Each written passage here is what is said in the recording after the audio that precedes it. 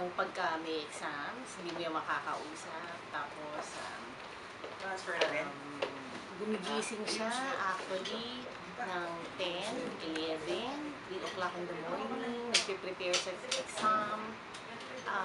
Siya yung type ng person na ayaw niya na nirarush, yung ganyan. So talagang inaayos niya yung mga schedules niya in such a way na hindi siya nakaharass. Kayo, Dad? For me, si Pam is a loving person. Si Pam, sweet and studious, I may say. But sometimes you have to, it's very outspoken si Pam. Sometimes as a parent, may mga activities sila that's, I think, that goes over the limit. That's why sometimes, syempre, as parents, we would like the best for them, especially their health. That's what we're telling them, our kids, that health is wealth, of course. She doesn't have to sacrifice her health. During yung mga bagay na sinasabi namin na ganyan, mga advices, nagfa-frown yan, nagagalit. Daddy, sasabihin niya, I'm too old na, alam ko na yan. Ikaw ang puyat, kayo magpahinga. So, in a way, sweet siya. Dahil naalala tayo pero matigas ang ulo. Oh, I just wanna take... As a daughter, ano naman, she's very responsible. And yun nga, ang sabi kasi din ng daddy na ang talagang primary, nila talaga is studies.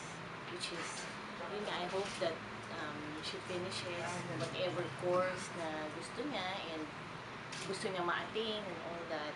Ever since naman, I would say we supported her in whatever na gusto niya mangyari, endeavors and in whatever like sa mga school activities and all that. As a daughter, for me, demanding. I'm her driver. Kapag pumupunta ng mga parties, I have to fetch her up siguro on the wee hours of the night. Siguro ganun na. Alright. Matigas pa rin ang ulo talaga. That you like, we can go out. Madalas siya nag-a-advise. Friendly siya. Doon ako sa kanya natututo yung mga tips kung paano mawang mga kaibigan. Tsaka sa pag-aaral naman, tinuturuan din siya. Go out any day, any night, baby. And all the, worries that this will not turn out the way she wants it to be, I would say that she deserves all this because ever since naman she's been a very good daughter.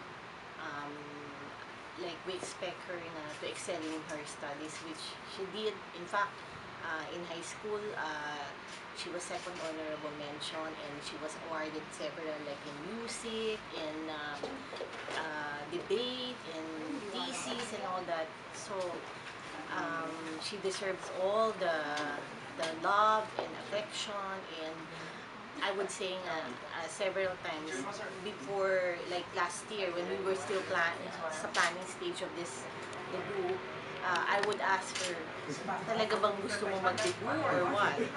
Because we were offering her a trip abroad with the whole family, but she really said, I want a debut. So here it is, we're giving her the debut part. Take you there, baby. No? Sa daddy niya, no. But sa akin kasi, she's the type of person when she says she wants this kind of invitation, she wants this kind of setup, she really gets what she wants. So, yun yung type of personality ni Pamela. Alam niya kung ano yung gusto niya, and she knows how to compromise. She knows how to insist. to insist and compromise in getting what you want. Take you there, yeah. Oh, Happy birthday. 18 ka na pala. Hindi ko naalasa. Bilis ng panahon.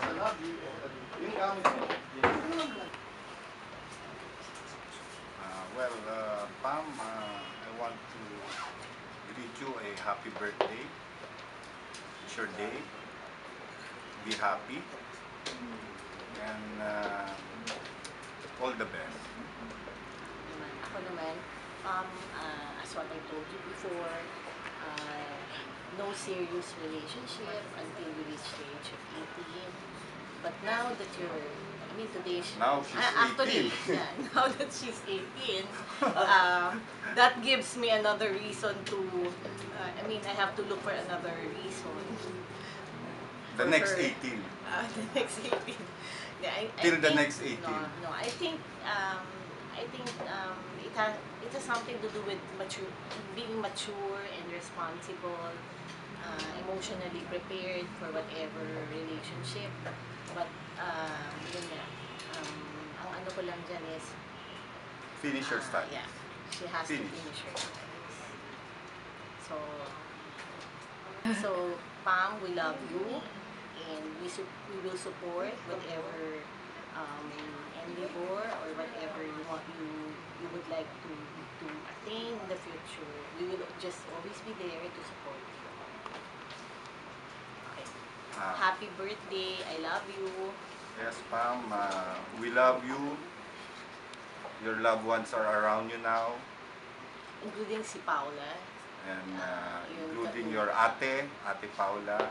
She loves you also. So don't forget to love your family also. Happy Happy birthday, birthday. Paula And Pam. and Pam. We love you. Love you. tell me how to turn your love on. You can.